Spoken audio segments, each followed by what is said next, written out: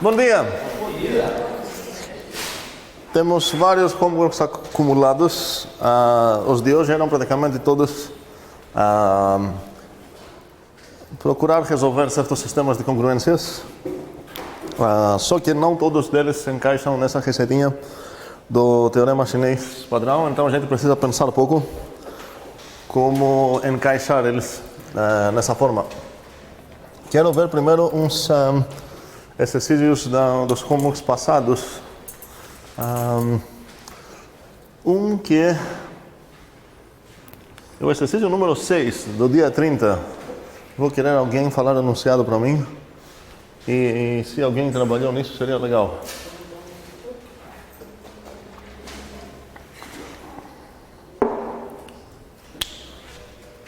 Bora? É aquele do conjunto S de N mais 1. Sim, sim. Temos um conjuntinho S, certo? Que ele tem quantos membros?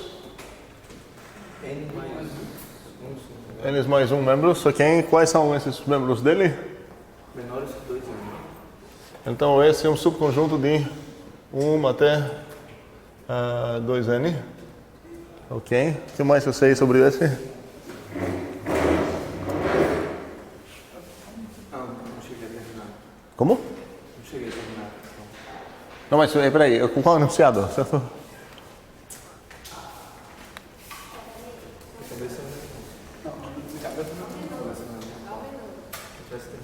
Eu acho que tem alguma coisa a ver com mais ideia que se dividem entre si, tá? Exatamente? N mais 1 elementos, inteiros positivos todos menores Ou iguais. a 2n. Existem distintos A e B pertencentes ao meu conjunto S, tais que A divide B.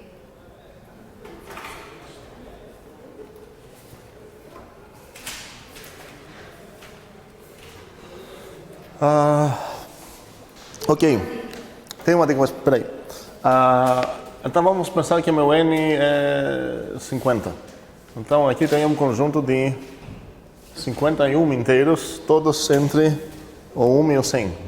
Ok? E quero demonstrar que com certeza posso achar dois lá, distintos, que um divide o outro. Quem pensou qualquer coisa sobre isso? E tem uma dica legal. Não? Ninguém? Nada? Ok.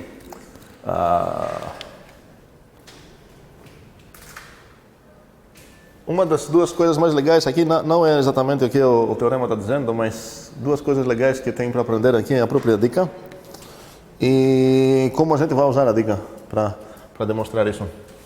A dica está dizendo que qualquer inteiro número pode ser escrito, qualquer, sei lá, inteiro x, eu posso escrever.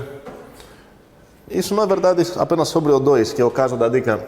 Se você escolher qualquer primo dele, você pode separar o primo, quebrar ele em toda a fatorização de primos, consertar num primo aqui, em todo o resto aqui, que você sabe que não vai ter esse primo nele, mas se você focar no 2, acaba sendo uma coisa legal, tem a forma 2 elevado a k, vezes um outro número aí, que você sabe que esse I é ímpar.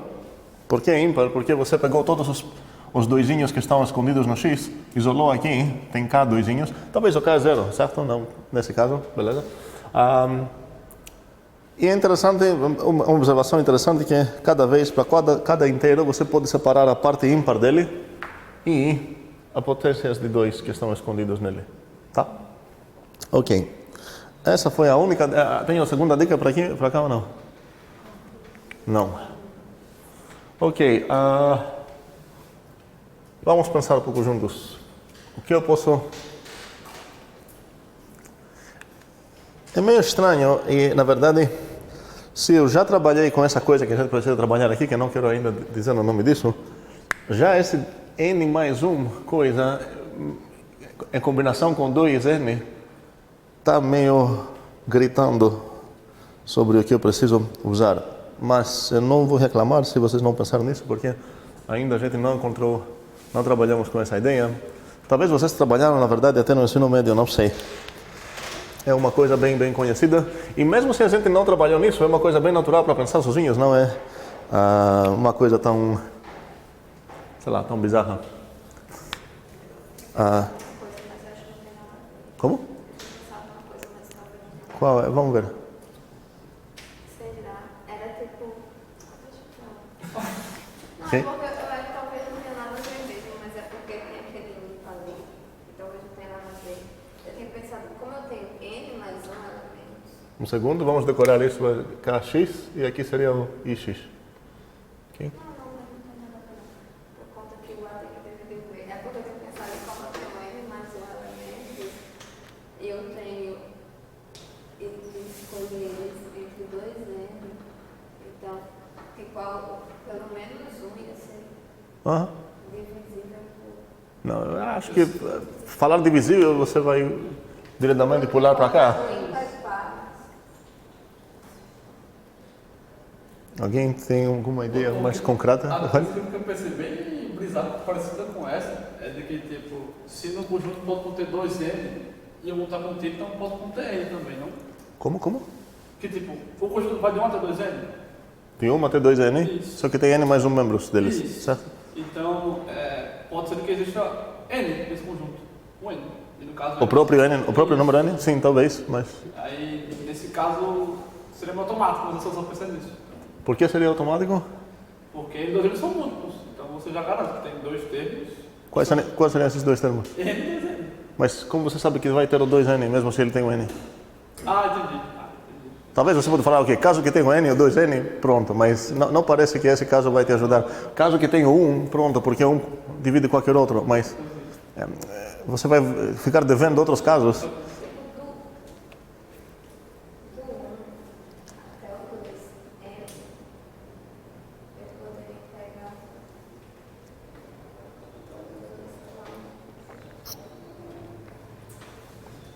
Ok.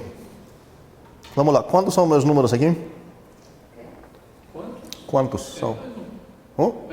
N mais um, certo. E agora, se observar essa ideia aqui, eu sei que cada um deles pode ser escrito dessa forma. Ok? Então, eu vou ter vamos dizer, eu tenho o x1, que ele é igual a 2 elevado a k1 vezes i1. Eu tenho o x2, e ele é 2 elevado a k2 e 2. Entendemos essa notação que estou usando aqui? O i3 é a parte ímpar do terceiro número que tenho lá.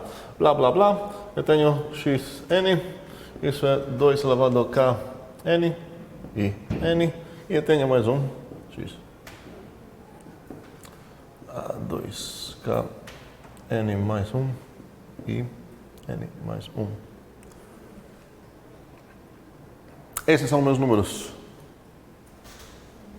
De alguma maneira eu preciso aproveitar esse n mais 1 e a conexão que ele tem com o 1 até 2n. Vou esperar pouco para alguma ideia, mas pouco porque isso foi homework.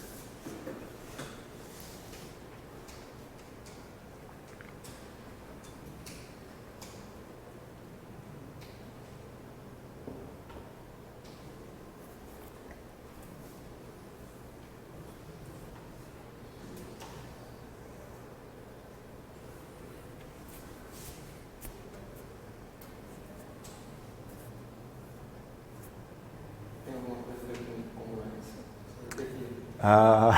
Pela unidade que a gente dá, né? Deveria ter. Não. Provavelmente você pode escrever isso como congruência também, mas na verdade esse como a gente poderia ter estudado faz um tempinho. Precisamos saber o teorema fundamental, para saber dessa coisinha, saber o que significa divide. Mas congruência acho que não vai ajudar aqui.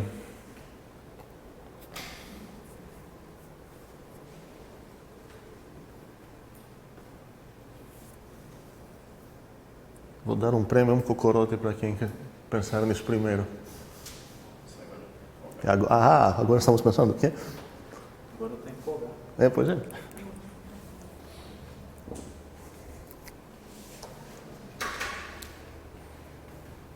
Tem algo a ver com essa potência de 2, não? Como? Tem uma variável com potências de 2 e para cada um deles?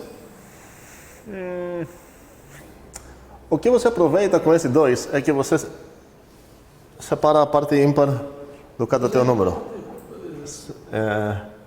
Esses caras são quantos?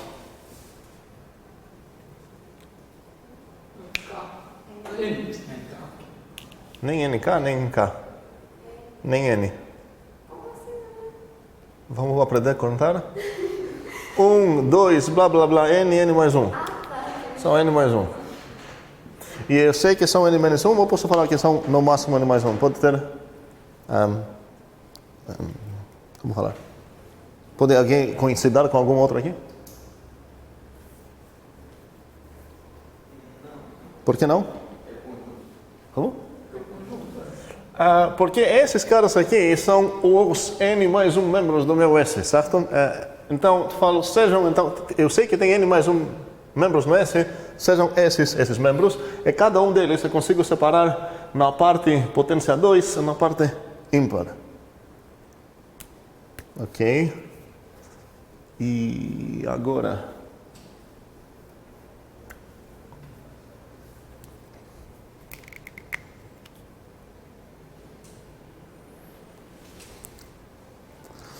O princípio que podemos usar aqui, eu não sei desenhar bem, mas vou tentar, talvez vocês vão entender.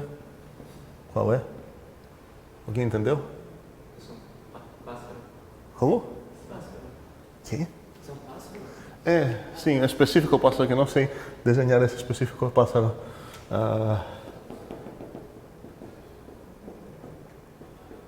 Agora? Nem com essa dica? Ahá! O que está dizendo? Alguém sabe desse princípio? A gente vai voltar para discutir esse princípio no FMC 2, mas pelo menos intuitivamente deve ser tão óbvio que nem mereceria alguém saber disso para poder usar isso numa demonstração. Na formulação original com os, como é o nome deles? Pombos. E as casas do pombo são casas do pombo ou tem outro nome? Casa do pombo, ok. Então, aqui a ideia é que se você tem M casas de pombos, e se você tem N maior de M pombos, e supostamente nenhuma dessas casas é para ser vazia, você pode concluir o que é? Sim, espero que isso é aceitável por todo mundo. E a matemática, como você usa isso, você fala, ok, meus pombos são essas coisas, as casas de pombos são essas, então como que sei essa coisa maior que essa, eu sei que pelo menos 2 pombos caíram na mesma casa. Aqui, minhas casas dos pombos vão ser os números ímpares entre 1 e 2N. Então, quantos números eu tenho aqui?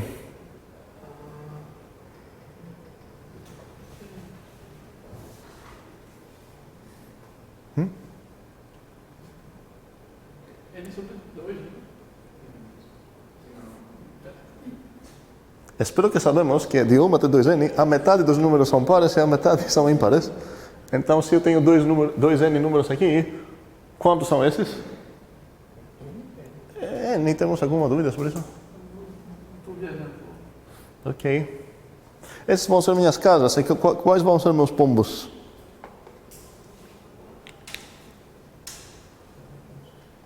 Quem vai ser meu pombo aqui?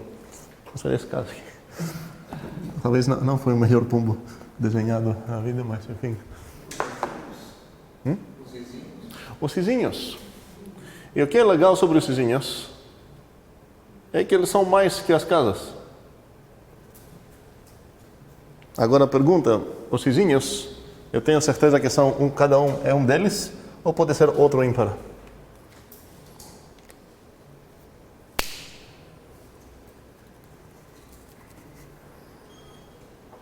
Porque o fato de que eles são N mais 1 não significa que cada um deles é um desses. Preciso pensar um pouco para justificar que realmente não pode ser, nenhum deles pode ser, sei lá, o 2N mais 1.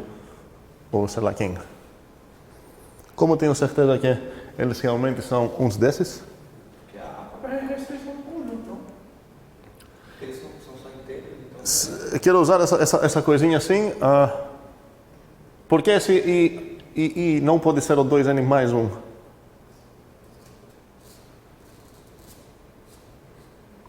Porque senão o x1 vai ficar fora do produto S. Sim, o que o André também quer falar. Por quê? Porque essa coisa, no pior dos casos, é 1, certo?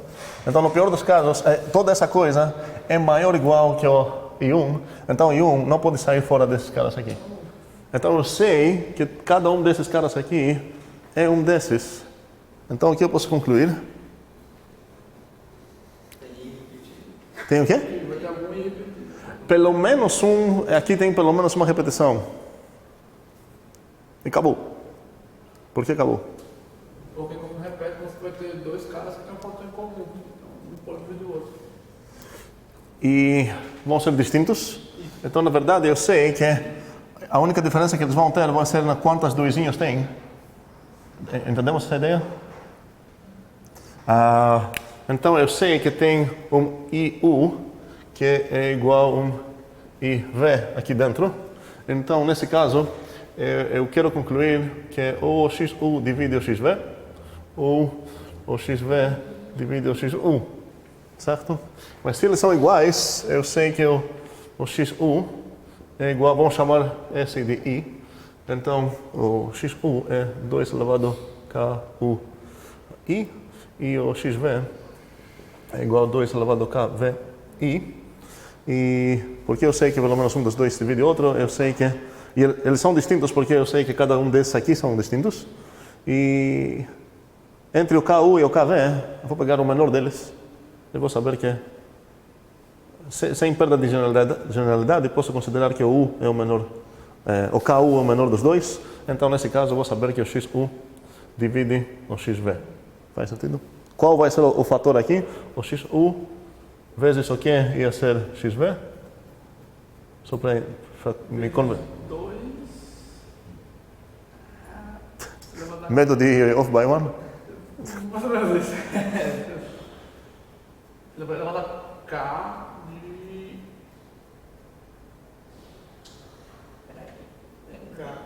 V. Aham, KV. Não, difícil. Pô, Menos U. Menos KU. Certo? Porque é 2 vezes 2, blá blá blá. 2, todos esses caras aqui são KU. Vezes 2 vezes 2, todos os caras aqui são KV. Então, esses caras aqui, que é o fator que é diferente dos dois X, vai ser KV menos KU. Ok. Como falei, as duas coisas importantes aqui não são tanto o que a gente demonstrou mesmo, que com certeza nessas condições alguém vai dividir o outro, mas é interessante como a gente usou essas duas ideias. Primeiramente, cada número pode ser escrito na forma 2 elevado a algo e uma coisa ímpar. E como a gente usou o princípio da casa dos pombos. Bem, ok. Tem, acho, mais um dos comuns antigos que eu queria ver antes de voltar para os chineses. E essas ideias que estamos estudando agora de congruências foi...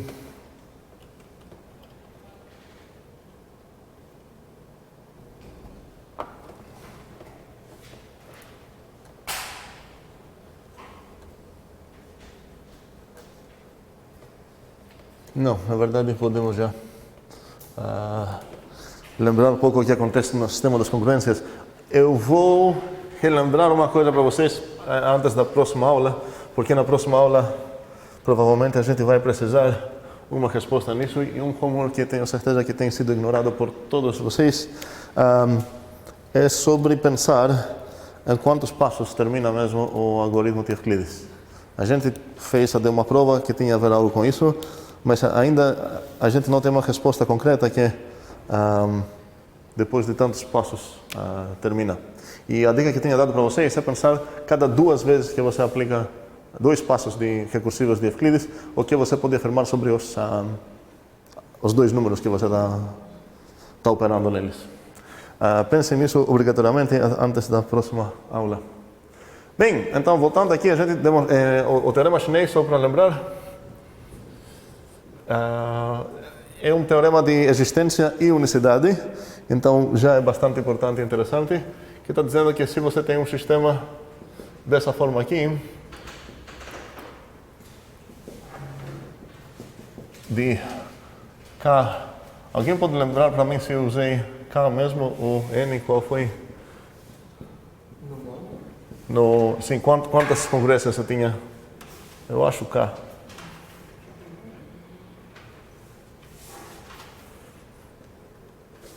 Foi cá. Foi K, não foi? Ok. E o que mais eu preciso saber? 2A, que primo 2A2. Exatamente. MI, MJ igual a 1. E isso é para todo IJ distintos, ok?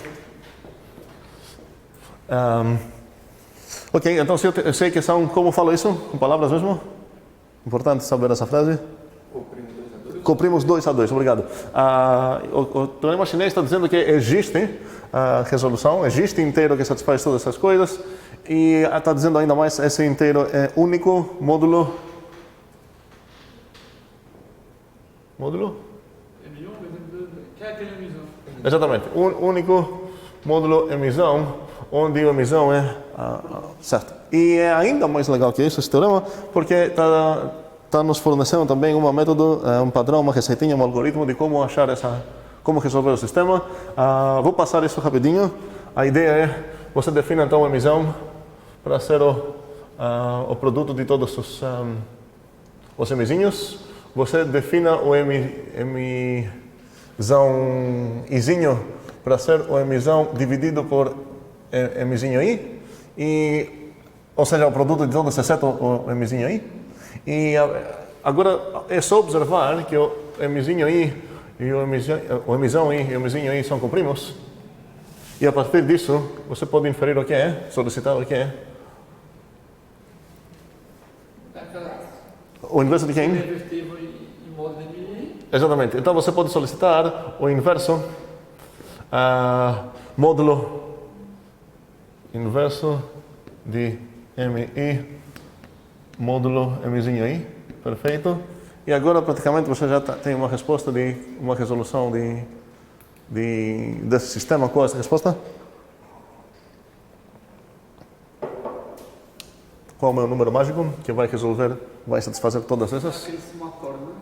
É um somatório assim, então você vai pegar todos esses bichinhos aqui, B1, blá blá blá, opa, BK. Então o B1 vezes emissão 1 vezes emissão 1, o inverso dele, eu sei que esse cara aqui dentro vai ser B1 na primeira, e eu sei que o mesmo cara em todas as outras vai ser 0, então somando ele não vai afetar nenhuma outra, e blá blá blá, somando aqui, B, K, emissão K linha. Esse somatório então eu sei que se eu sejar o X, esse cara aqui, eu sei que o X satisfaz todas essas. Ele satisfaz a primeira porque módulo M1, todos esses são 0, esse cara é 1, então realmente é igual a congruente B1 módulo M1. Ok. Similarmente para todas as outras. E então é bastante interessante que temos uma receita mágica. Espero que ninguém vai ter um problema se vocês fizerem os poucos trabalhos de cor que eu passei. Vocês não vão ter nenhum problema fazer isso. Uma coisa que você precisa, a única coisa que dá trabalho aqui é esse passo aqui.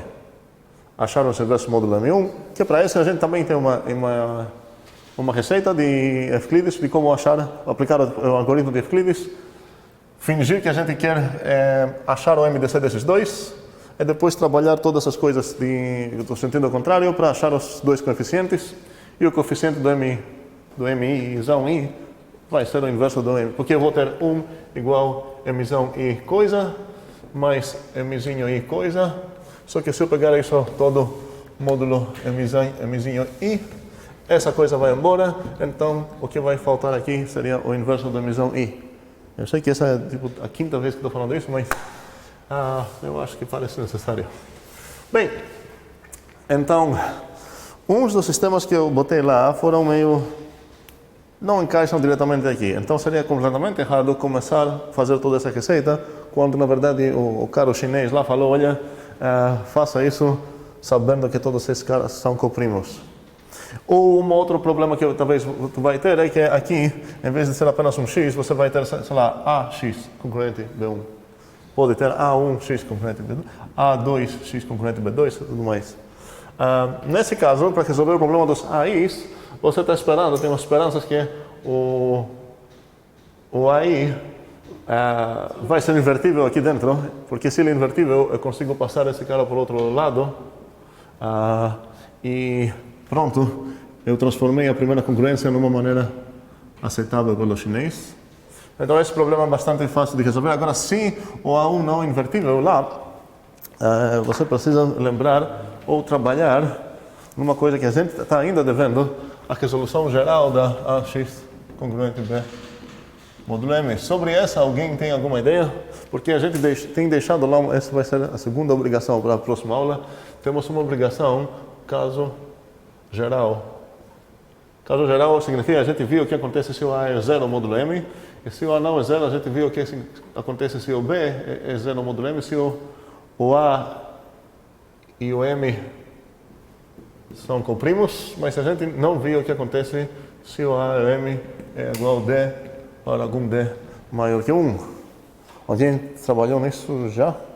Ok, então vou obrigar vocês a trabalhar tanto nisso quanto na pergunta de Euclides, para discutir essas coisas já na próxima aula. Mas existe mais um problema que pode ter então aqui, que tinha no homework de vocês. Adriano percebeu isso, pensou que eu estava trollando vocês talvez por causa disso, não tenho certeza, que essas coisas podem acabar sendo não comprimas. Então, por exemplo, eu posso ter aqui, sei lá, que x é igual a 2 módulo 6, agora o 6 é 2 vezes 3, certo? E aqui talvez eu vou ter que o x é congruente, vamos lá, 3, sei lá, módulo 15, por exemplo. Agora, eles não são comprimos, ok? O 6 é 2 vezes 3, o 15 é 3 vezes 5, ok? Então eu tenho o 3 lá comum. Alguém tem alguma ideia, quem trabalhou isso, tem alguma ideia de como eu posso me livrar desse problema?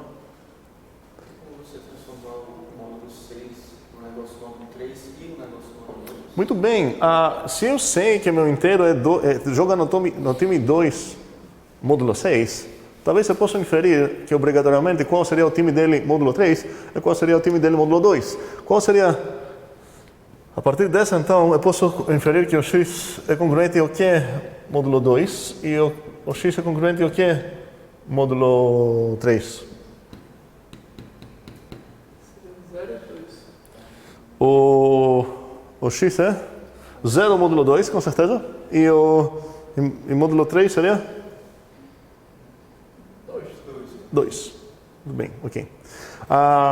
Agora a pergunta, se eu quero voltar daqui, se eu tenho apenas essa, eu sei que o x é 2 módulo 3, eu estou me perguntando qual é o time dele módulo 6, eu não tenho certeza, porque tenho quantas possibilidades aqui?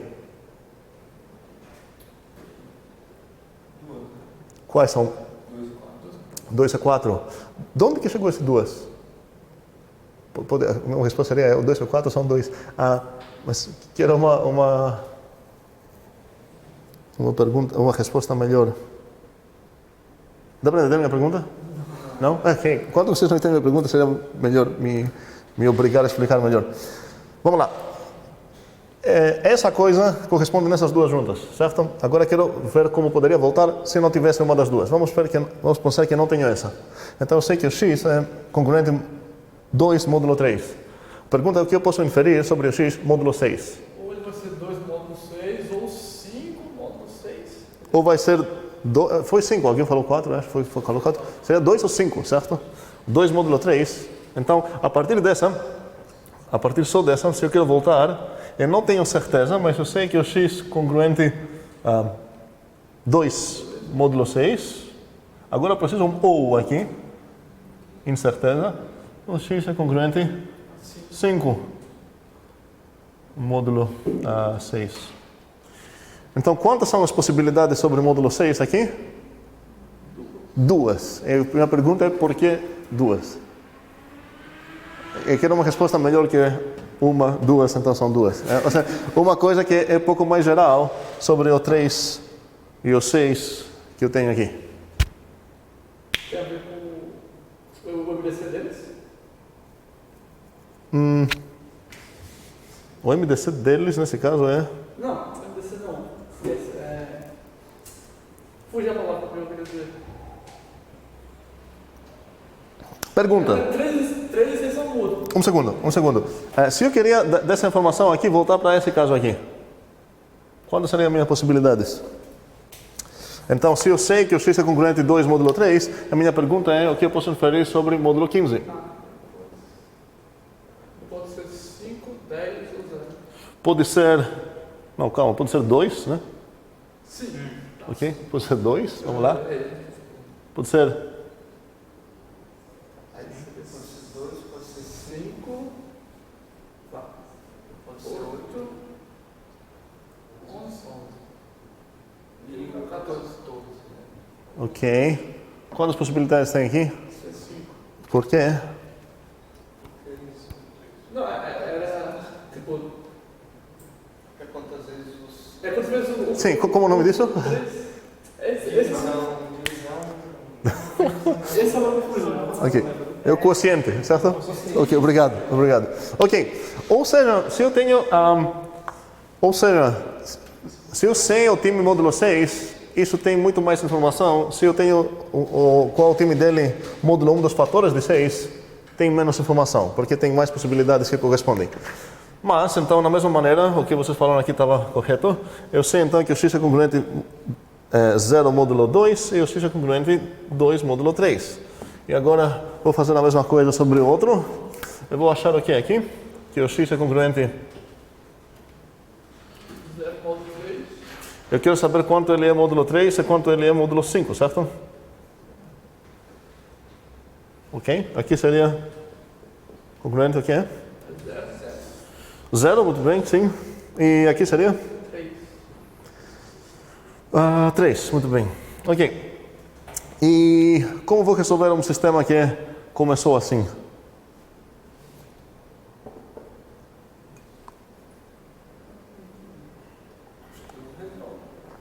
Sim, eu resolvo falando que não tem resolução, certo?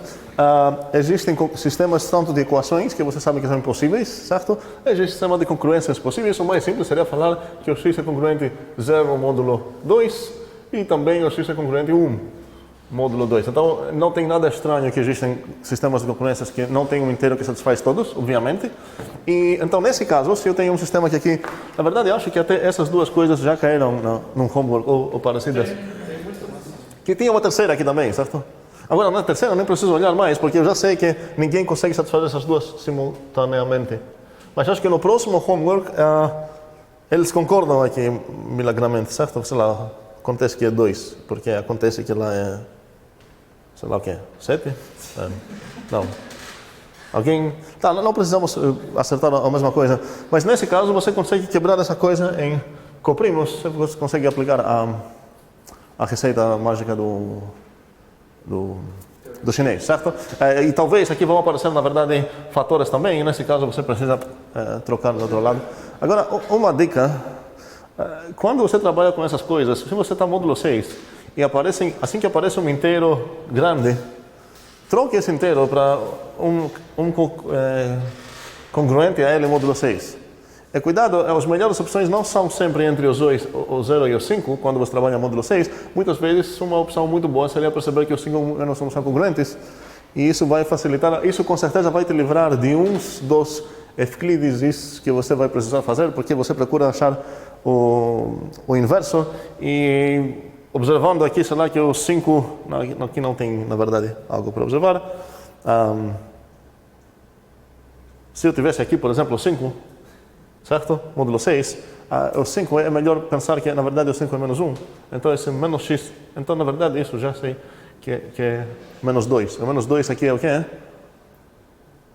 3. Estou no módulo 6? 4. Certo? Agora, nenhum dos dois posso falar que é melhor em geral. O menos 2, em certos sentidos, é melhor que o 4. Tem um módulo na minha cabeça melhor, certo? Mas, enfim, posso trocar um por outro à vontade. Ok. Eu acho que não quero ver algo mais por enquanto sobre o chinês. A gente vai voltar para precisar usar isso, então pratiquem. Para quem não fez esses homeworks, pratiquem, extremamente simples. Na verdade, você não tem nada para pensar, é só aplicar dois algoritmos. O externo, que seria o chinês, em certos passos você vai precisar aplicar o Euclides para achar os inversos. E muitas vezes você vai se livrar dos inversos observando. E se teu módulo é pequeno, força bruta vai ser mais eficiente. Bem, ok. Então não temos mais chineses aqui.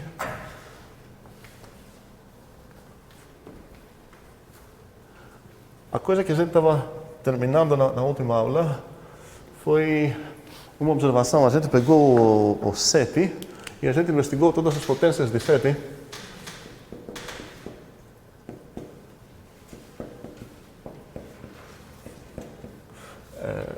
Para ver que elas são concorrentes ao que é módulo 10. Então, o que são aqui? Módulo 10, eu tenho... foi 1, 7, 4 vezes... Não, foi 4 não, 7 É 3, 49. Isso é 9, obrigado. Vezes 7 seria 3, não é? Ok? Vezes 7 é 21, voltamos no 1. Então agora não faz sentido continuar fazendo nenhum cálculo, eu sei que vai ser essa coisa repetida.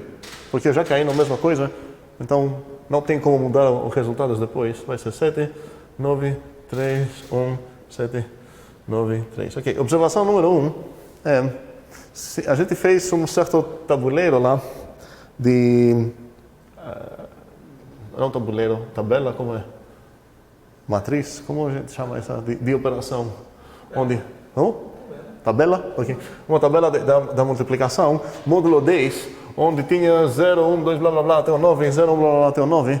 E era uma operação definida mesmo em todos os membros desse campeonato, de 0 até 9. No sentido de multiplicando duas coisas, a gente nunca ia sair fora, certo?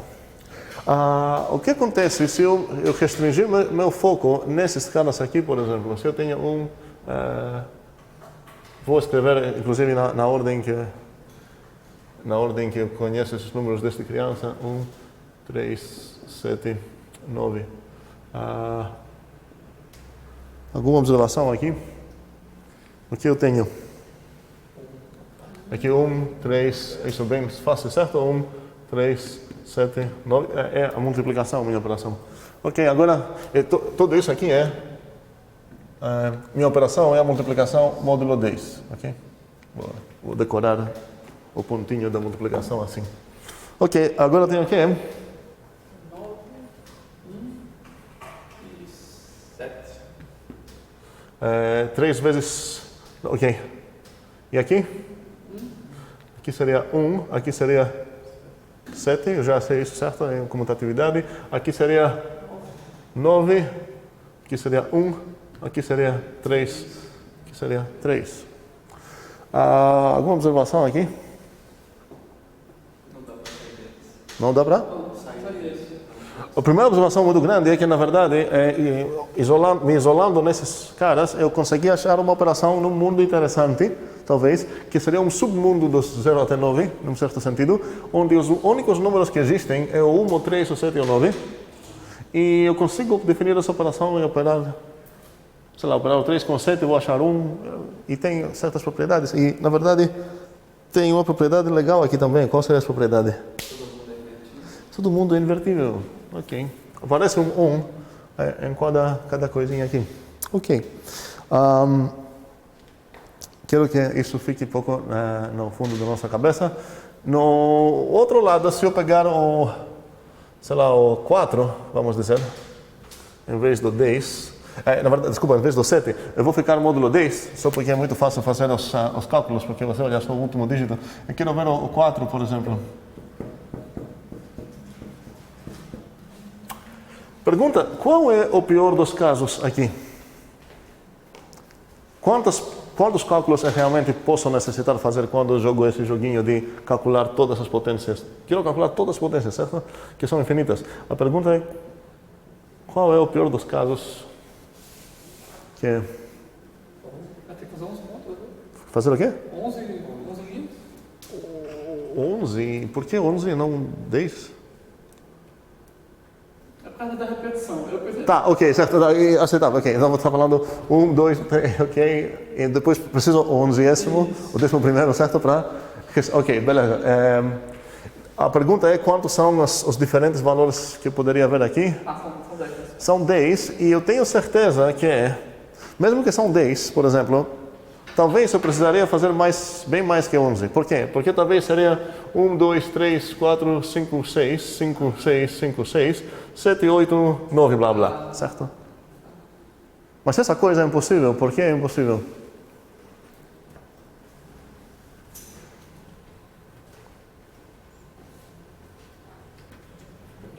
Entendemos a minha pergunta? O que acontece? Em teoria, se eu apenas falar, olha, só tem 10 resultados, então, como cada cálculo que você está fazendo vai ter um deles, você só precisa calcular 10 coisas, porque depois vão repetir. Mas não, porque talvez, na verdade, isso é verdade, mas não é tão imediato, porque talvez, fazendo esses cálculos, você vai pegar 1, 2, 3, 4, 5, 6, 5, 6, 5, 6, 5, 6, 7, 8, 9, e depois voltar, vamos ver, 1 e voltar lá. Mas eu quero saber por que isso é impossível. Sempre vai ser o mesmo número depois do... Não sei como é que eu frasei isso. Se veio 5 anos, sempre vai ser o 6 depois. Não tem como sair. Exatamente. Cada próximo número depende apenas do anterior dele. Porque a gente está no módulo 10, a gente multiplica por 4, nesse caso, certo? Então, não tem como, essa vez, dar 6... Desculpa, de 6 para 5... essa vez dar 5 e aqui dar outra coisa, dar 7, certo? É uma operação determinada, então isso não tem como acontecer. Então, no pior dos casos, podemos achar um ciclo de tamanho 10. Alguém consegue achar? Vamos ver o que o 4 vai fazer aqui. Vamos ver se alguém consegue achar uma coisa de tamanho 10 mesmo. Aqui seria eu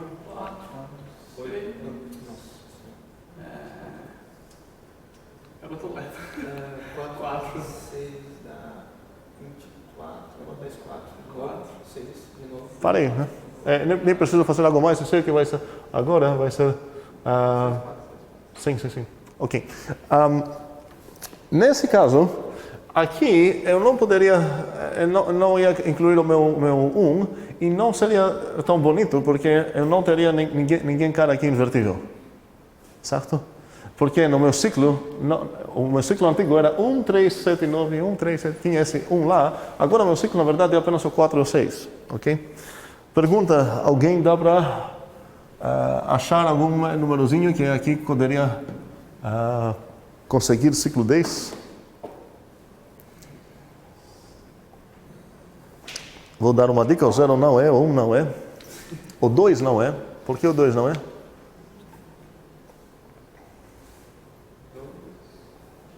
Qual seria o ciclo de 2? Isso deveria ser meio fácil. 2, 4, 8, 6, 2. A gente repetiu. 2, 4, 6, 2, 4, 6. Aqui vai até 2, 4, 6. E também não teria 1, certo?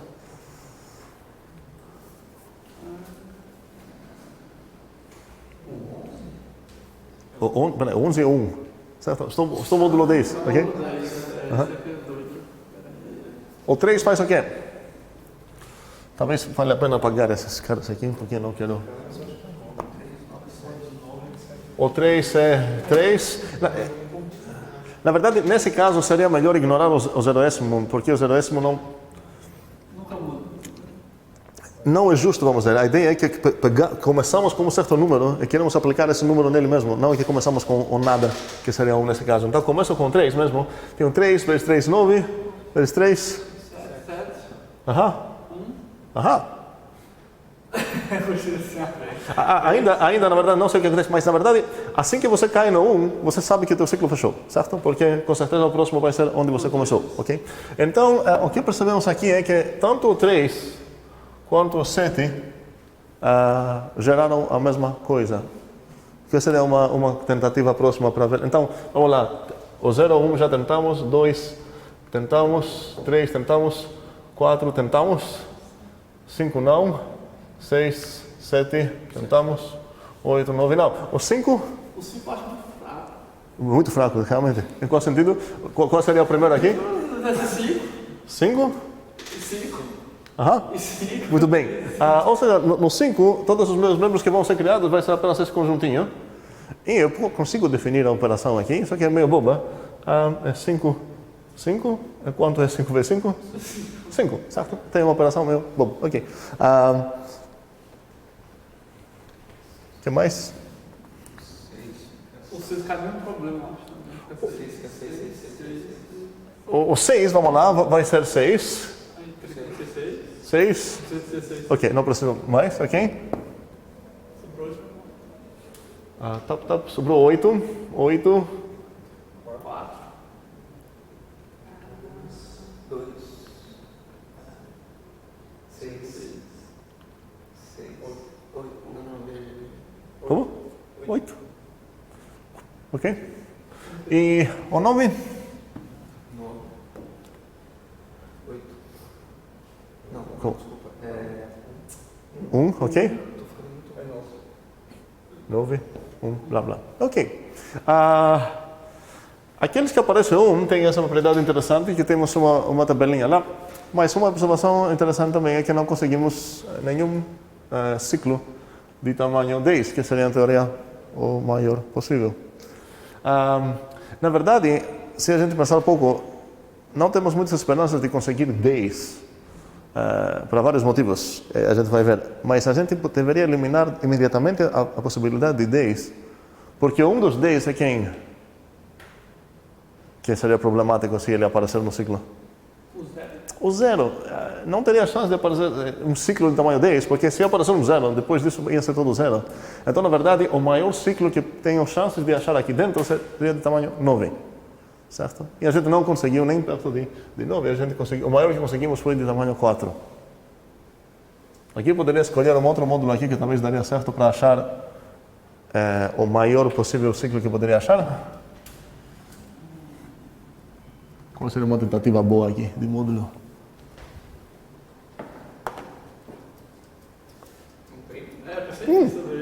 Faz sentido pegar um primo, né?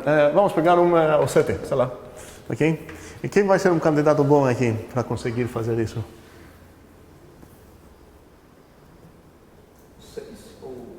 Eu penso que primo. Não vai ser o 1, certo? Porque se eu pegar o 1, vai ser só um, certo? Ok, um outro primo. Não importaria nesse caso ser um primo, o que faz sentido pensar que eu gostaria de ter um coprimo com o 7. Quem é coprimo com o 7 aqui dentro? Todos. Certo? Exceto o 1, tá? O 1 não é coprimo com 7. Não, desculpa. O 1 vai ter o problema de 1 vezes 1 vezes 1 vai ficar só 1, certo?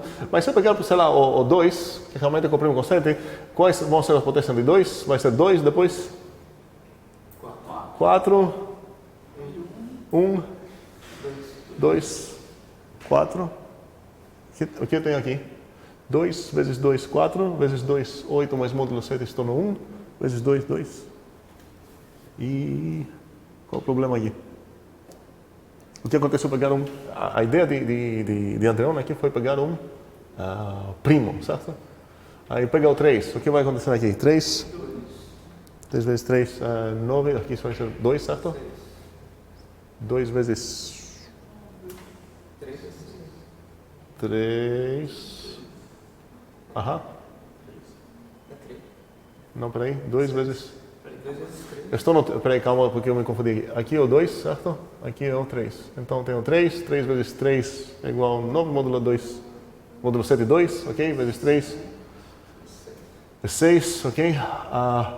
Ou seja, menos 1, certo? Vezes 3, isso seria menos 3. Isso é 4. Vezes 3 é 12. 5, né? Aham.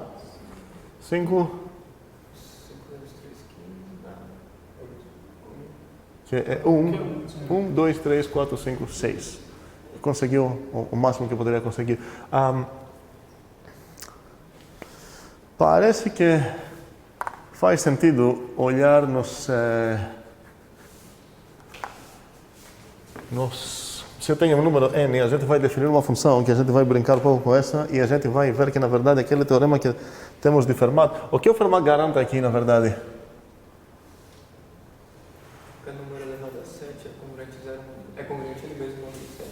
Sim, então sei que se eu pegar o 3, esse foi a 1, certo? A potência 1, 2, 3, 4, 5, 6, 7. Então sei que aqui vai aparecer o quê? 3, certo? E eu sei que aqui vai aparecer o quê? 2. É A elevado a P, congruente a módulo P. Então eu sei que aqui vai aparecer o quê? 2. Ok. E aparece mesmo, porque antes, depois desse vai ser 1, blá blá. Ok. Queremos investigar um pouco mais o que acontece aqui e descobrir uma verdade maior desse teorema. Inclusive, a gente vai descobrir... Lembramos como demonstramos esse teorema? Espero. Alguém lembra? Por indução. A gente precisou fazer indução no A mesmo, mas qual foi a ferramenta básica que precisamos usar no passo indutivo, na verdade? Sim, e para demonstrar o sonho de calor, vou cobrar ainda mais. Como demonstramos o sonho de calor? Essas demonstrações é legal lembrar bem. Sonho de calor, a gente... Qual foi o teorema que usamos mesmo? Foi o passado, está fugindo os nomes, mas... Binominal. Isso, binominal. Certo? Então, porque a gente tem 6 mais y e tudo isso elevado a n, nesse caso era 1p, e a gente sabe quanto isso, tá? Então, eu sei que todos vocês têm decorado a fórmula para o 2, mas vocês precisam entender que para o n a gente também tem essa fórmula que seria aquele somatório, e a gente já tinha demonstrado que todos os coeficientes, exceto o primeiro e o último, são divisíveis por p, ou seja, são 0 módulo p, e assim demonstramos tudo isso. Ok, agora a pergunta é investigar um pouco mais essas coisas, e eu vou definir uma função bem famosa, talvez vocês já encontraram na vida, é a função de Euler. É estranho a matemática falar que é uma coisa de Euler. Sim, se você quer justificar um teorema e não quer roubar, você pode falar pelo teorema de Euler, segue aquela coisa. Com certeza vai ter algum teorema de Euler parecido com isso. Não, isso não é um teorema. A função, ela tem um nome, além de Euler, ela tem um nome estranho, é Totiente.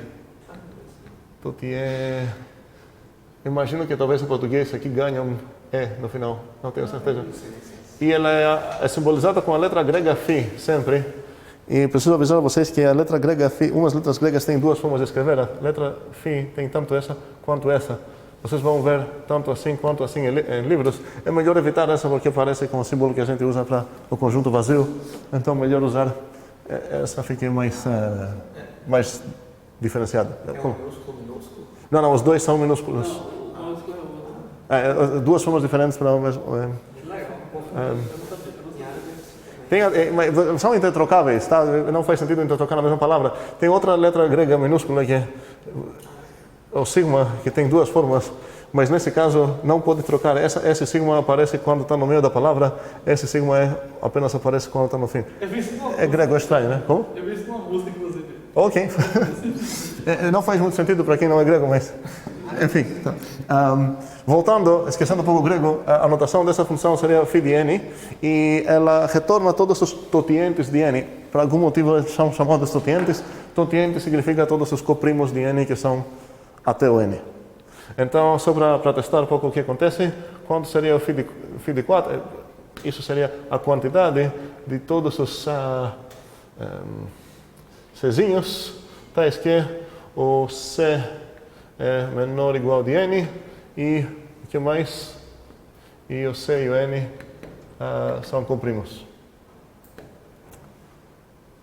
Então, a pergunta é, pensando um pouco programaticamente, seria legal saber qual é o tipo da minha função. Essa função pega, vamos dizer, naturais e retorna naturais.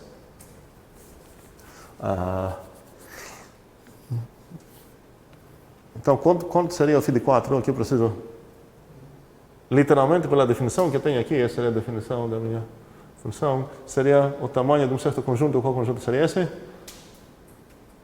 é só substituir o n por 4, então seria todos sozinhos, tais que o c é menor ou igual de 4 e o c e 4 são coprimos.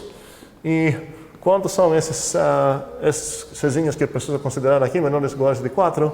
Seria 1, 2, 3, 4. Zero também, se eu quero ficar fiel na minha definição, que estou mexendo com naturais, preciso considerar o zero também.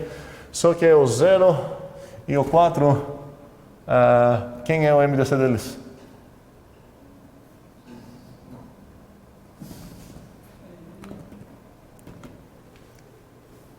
O MDC de dois números eu vou ver, é 4, certo? Muito bem, todos são divisores de 0, então os que eles em comum são todos os divisores de 4. E todos os divisores de 4 são dominados pelo próprio 4, então com certeza o 0 nunca vai ser lá. Tá? Então na verdade em muitos livros vocês vão ver até essa restrição aqui, que não muda nada na nossa definição, porque pelo mesmo motivo eu sei que o n não vai ser considerado nunca, exceto talvez pelo próprio n, mas para qualquer n maior de 2 eu sei que o n nunca vai ser coprimo com o próprio n, mas eu prefiro ficar um pouco mais tranquilo com a minha definição. Então, nesse caso, tenho todos esses caras, eu preciso ver quantos deles são coprimos.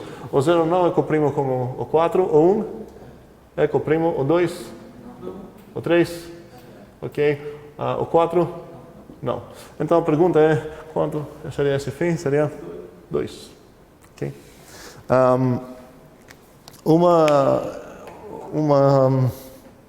Talvez pouca discussão. Não faz sentido do nada falar, ok, quero definir uma função que faz isso. A ideia é que muitas propriedades parecem ter a ver com a quantidade de todos os coprimos até um certo número, para não falar sempre seja t a quantidade de todos os coprimos, blá blá, a gente introduz uma função. É assim sempre que funciona quando a gente introduz uma notação nova, a gente percebe, a gente sendo Euler, que tem certas propriedades legais para investigar a quantidade dos coprimos até o próprio n. E o que eu vou pedir para vocês agora seria demonstrar várias proposiçãozinhas sobre essa função. A primeira, espero que é meu... vamos ver. Na verdade, se eu perguntar quanto seria o φ desse número, vocês vão sentir uma certa dificuldade, porque pelo que a gente sabe até agora, minha melhor opção seria o quê? Força bruta, tipo abrir toda essa coisa, contar cada um para ver se é comprimo ou não. E a gente vai ver que na verdade tem maneiras bem melhores de calcular a φ. Vou começar com uma coisa extremamente simples, que quero uma resposta, ninguém vai gritar, tá? Mas quero uma resposta rápida, eu vou dar 2 minutos para pensar. Quanto seria o φ de P? Sem gritar. Espero que temos uma resposta bem rápida.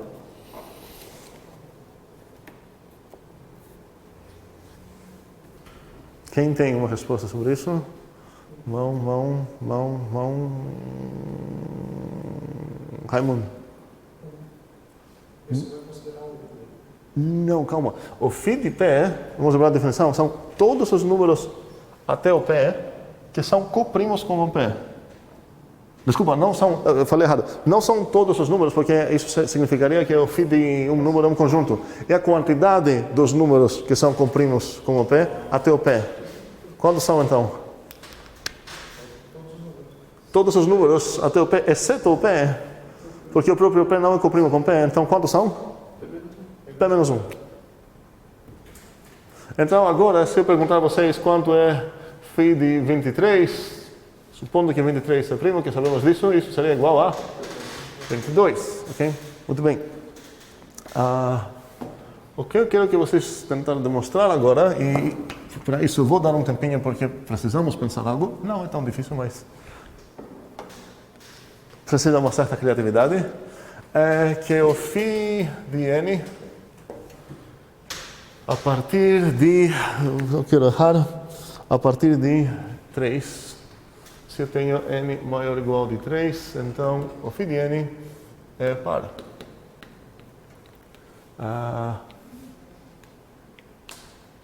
Vamos ver o que acontece nos n antes disso. O φ de 1 é quanto? E o φ de 2 é quanto? φ de 2 é 1. É φ de 1, é? Vamos lá. É a quantidade de todos os Czinhos tais que o C é menor ou igual a de 1 e o C e o 1 é igual a 1. Mas esse conjunto não é vazio. Esse conjunto tem um membro. Então isso é 1, não 0, ok? Deixa vocês pensar quanto seria o φ de 0 com a nossa definição. Em geral, o 0 nunca aparece, então a maioria dos livros nem vai definir para o 0, mas com a nossa definição ele tem um valor. Eu quero que vocês acharem esse valor.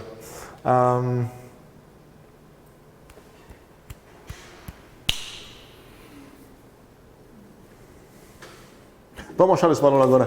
Quanto seria o φ de 0 com a nossa definição aqui de φ? Seria o conjunto de todos os Czinhos tais que o C é menor ou igual a 0, menor ou igual a que, né? Que é 0. E o que mais? Ok. E qual o único C que eu vou considerar aqui? O 0. Então, para ver se aqui vai ser vazio ou se vai ser o próprio 0, que é a única opção que eu tenho, é se... Qual seria o MDC de? 0, 0. E quem é o MDC de 0, 0?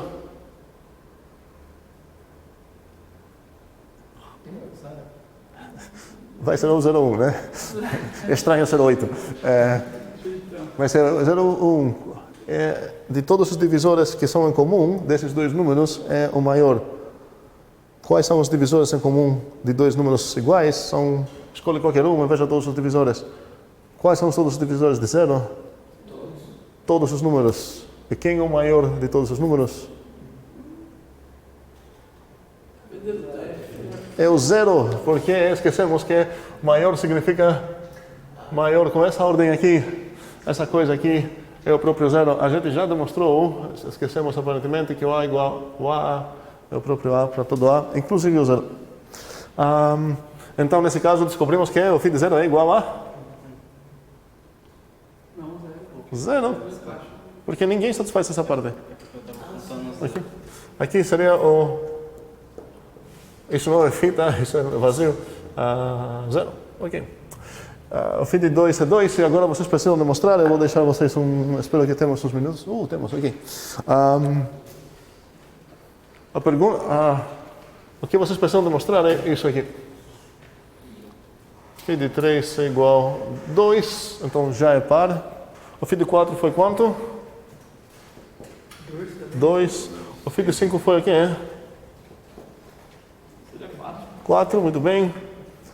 E vou parar aqui. Mas o que queremos demonstrar é que a partir daqui todos são pares. Vou dar uns minutos e parar o vídeo.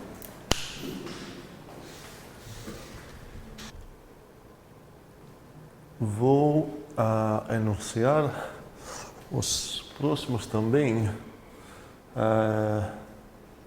Porque são independentes, vocês podem passar para qualquer um. Então, vamos lá. O primeiro foi esse, que a gente já resolveu aqui. O segundo seria para n maior ou igual de 3. Temos que o φ de n é par. O segundo está nos permitindo calcular o φ de um primo elevado a uma potência a. E nesse caso, isso é p elevado a menos p elevado a menos 1. E o quarto, que é o mais importante de todos, e o que a gente vai focar mais na demonstração também, é que se você tem AB coprimos, então, para calcular o φ do AB, você pode quebrar a φ. Isso a gente chama que φ é multiplicativa. Mas, em geral, você não pode quebrar se eles não são coprimos. Então, são, na verdade, 4 propriedades básicas que quero, com certeza, aprender e tentar demonstrar também.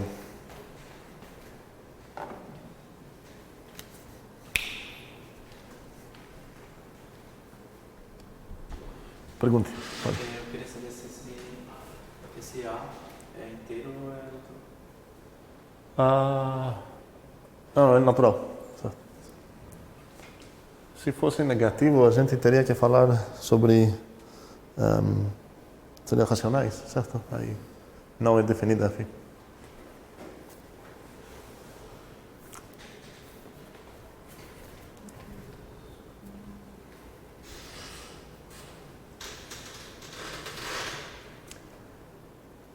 Vamos, essa seria uma primeira dica, que é meio estúpida a dica, sim, mas vamos pensar, desenhar os números. 1, 2, 3, até quem? Sim, estou na terceira. Vamos focar na terceira porque acho que é mais fácil de... Dessas três, essa é óbvia, né? Mas dessas três acho que é mais fácil para demonstrar. Então, até onde eu preciso ir? Até A. Até A? Não, calma, porque me interessa quais são os coprimos a partir do 1, porque eu sei que o 0 não vai ser coprimo, a partir de 1 até quem? A P elevado a, certo? O φ de n, a quantidade dos coprimos de 1 até n. Coprimos com n, certo? Então aqui eu quero saber qual a quantidade dos coprimos de 1 até meu n, que nesse caso é P elevado a. Então eu quero aqui P elevado a. Eu deixei muito espaço aqui de propósito. O P elevado a em geral vai ser um número muito grande, pode ser P elevado a lá, uma grande. A pergunta é, quais caras aqui são comprimos com esse cara? Quantos desses? Mas nesse caso faz sentido me perguntar quais são. Eu vou dar um pouco mais minutos para pensar nisso. Talvez seja mais fácil responder. Às vezes, perguntas de análise combinatória, quantos são esses, acabam sendo mais fácil descobrir quantos não são esses, certo? Aqui, se eu contar quantos são os não comprimos com esse cara, é a mesma coisa de contar quantos são os coprimos com esse cara, certo? Vou dar uns minutos. Ok. Raimundo, qual a ideia? Vamos continuar no desenho ou a ideia não tem nada a ver com isso? Não, nem precisa, porque a gente já falou uma coisa parecida com isso hoje. Porque eu dei uma quantidade de primos que a gente já sabe mais ou menos quanto é. Assim, se eu estou ali no P elevado a A, é uma quantidade de elementos P elevado a A, literalmente. Aqui são, sim, um segundo. P elevado a A. Esses caras aqui, a quantidade deles é P elevado a A, certo? E desses eu tenho que tirar os que não são comprimos com ele. Desculpa. São exatamente os múltiplos de P. Muito bem. Então, já onde você quer chegar, parece que ser todos os possíveis, menos os não comprimos. Então, você precisa nos convencer que os não comprimos são tantos. Certo? Então, quais são aqui que não são comprimos com o P elevado a A? O primeiro, então, vai ser P menos 1. P, esse cara aqui, é o primeiro que não é comprimo com. O próximo cara, o P mais 1, é comprimo com ele, com certeza. E qual vai ser o próximo não comprimo com ele? O 2P. Depois o 2P mais 1, de novo, vai ser comprimo com certeza. O próximo vai ser o 3P. E qual vai ser aqui? Quantos múltiplos de P eu tenho aqui dentro até o... P elevado a A dividido por P, que é exatamente P A menos 1. Exatamente. E eu não vou contar esse próprio cara, porque esse cara é coprimo. Desculpa, não é coprimo com ele mesmo. Então, desculpa, eu preciso contar esse cara também. Então, tenho 1, 2, 3, blá, blá, blá. Tantos seria... Esses caras aqui, agora estou desenhando meio estranho, são P elevado a A menos 1. Faz sentido? Não? Por que são P menos 1? E aqui, vamos lá. Vamos ver o coeficiente desse cara aqui, certo? Aqui 1, 2, 3. Esse cara foi o P. Qual foi o coeficiente desse cara aqui? P elevado a menos 1. A menos 1 vezes P, certo? É uma outra maneira. Esse é o P elevado a A, certo? Então, quantos são de 1 até PA menos 1? Certo? Faz sentido? São exatamente PA menos 1. Então, no final das contas, o φ de P elevado a seria P elevado a menos P elevado a menos 1. Faz sentido? Ok. Então, matamos uma, que já é bastante interessante, porque agora, na verdade, só para ver como essa coisa facilita a nossa vida, se eu tenho φ de, sei lá, 27, isso seria o quê? Seria φ de 3 elevado a 3, certo? Isso seria igual a 3 3 a 3 menos 6. menos 3 a 2. Não, 9 menos. Nossa, inclusive. certo? E esse seria Ah, esse 27 menos menos 9. 9, isso seria 18. 18. Com certeza, sim, essa coisa seria bem mais trabalhoso achar quantos são. Cumprimos, Raimundo, teu cocorote. Obrigado. Bem, a próxima seria essa. Pelo jeito, a última vai ficar pensar como Romo. Sugiro não procurar uma resolução. É extremamente famoso esse teorema, mas vale a pena tentar resolver sozinhos. Talvez eu vou dar alguma dica. Vamos lá aqui. Desculpa. Sim, aqui. Sim, a segunda. Preciso demonstrar que todos os φ são pares.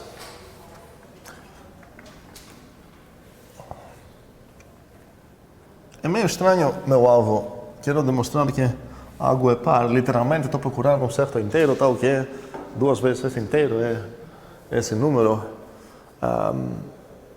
Parece meio estranho, mas é mais fácil esquecer completamente que o φ trabalha com números. Em vez de falar que esse número é um número par, faz sentido tentar argumentar por que se eu considerar o conjuntinho dos todos aqueles cezinhos, por que a quantidade desse cara é par? Parece que não falei nada, eu acho, porque o que eu falei literalmente é o φ dessa coisa é par. Mas estou falando que se eu olhar literalmente quais são os meus caras aqui, talvez eu tenha uma maneira de argumentar que são pares se eu consigo casar seus membros. Você tem ideia? Calma, não falo nada. Mas se eu tenho um conjunto, certo? E uma maneira de falar que os membros dele são pares é achar um K, tal que é 2 vezes K, igual, blá, blá. Mas uma outra maneira seria, sei lá, para argumentar que eu tenho uma quantidade par de meias, que com certeza não é verdade, mas poderia argumentar que todas as meias são em pares. Então, a quantidade de meias lá é par. Talvez você consiga então achar uma maneira de casar casais aqui dentro, e isso seria suficiente para demonstrar que são pares. Vou dar uns minutos também para pensar nisso.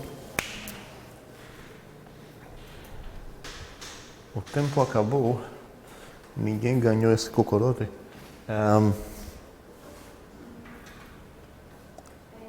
Opa, tem mais um cocorote, falei.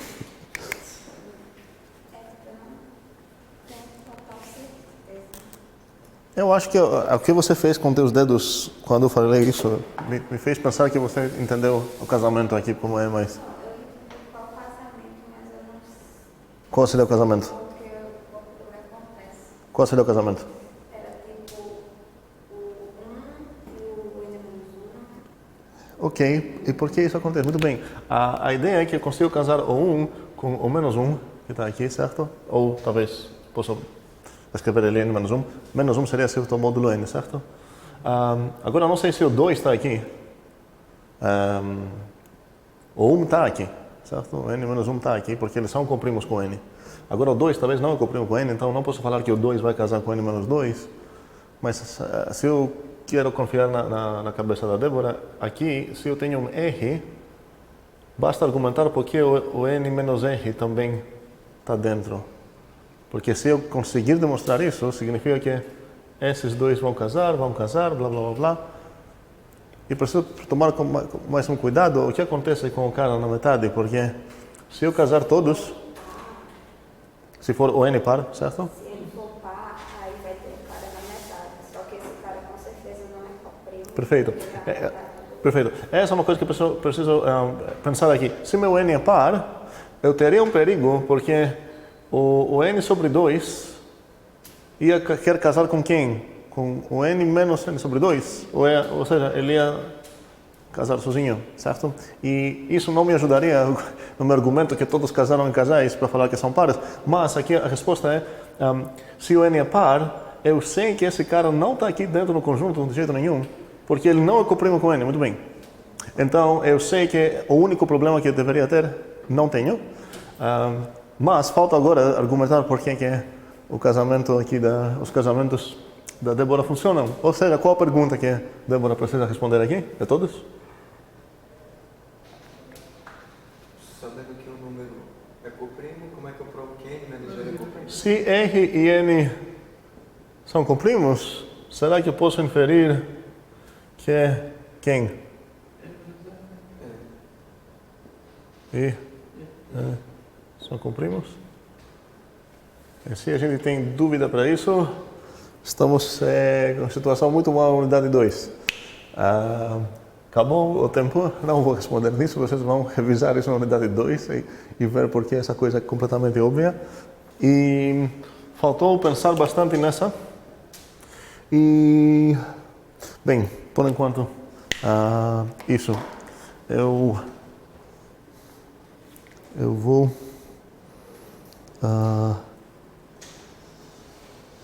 vamos chutar um clicker de novo.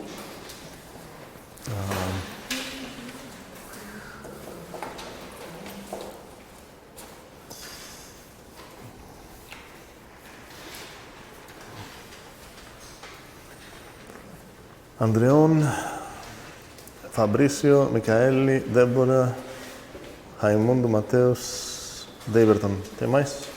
Não. Aqui.